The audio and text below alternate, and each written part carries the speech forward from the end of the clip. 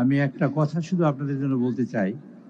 এই স্বপ্ন আমি এবং রুমন একদিন একত্র হয়ে দেখেছি যে আপনাদের একত্রিত করলে কেমন হয়।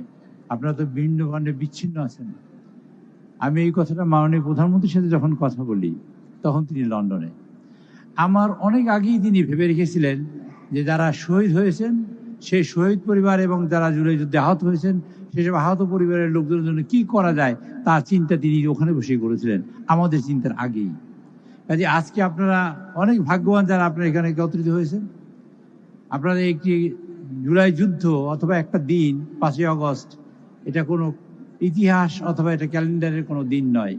এই দিনে আপনারা বাংলাদেশের থেকে স্বৈরাচারের পতন ঘটিয়েছেন। এই দিনে আপনারা বাংলাদেশে গণতন্ত্র প্রতিষ্ঠার জন্য আপনারা গাছ রোপণ করেছেন।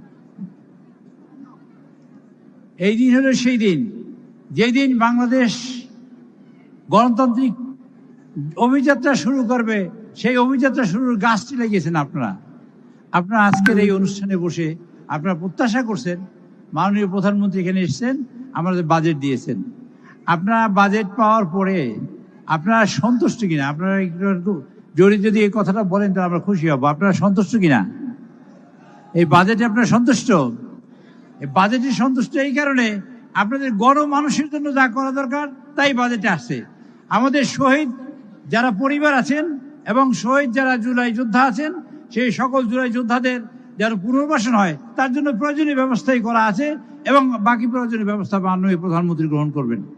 এই বাজেটে তিনি ঘোষণা দিয়েছেন যে এই জুলাই যোদ্ধারা যারা নিহত হয়েছেন তারা যেমন আর্থিকভাবে এবং নৈতিকভাবে সহযোগিতা পাবেন সরকারের তরফ থেকে, আহতরাও তারা পাবেন, চিকিৎসা সেবা পাবেন এবং সুযোগ পাবেন।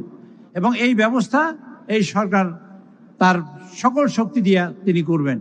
আজকে মাননীয় প্রধানমন্ত্রী তিনি আজকে এখানে উপস্থিত আছেন। মাননীয়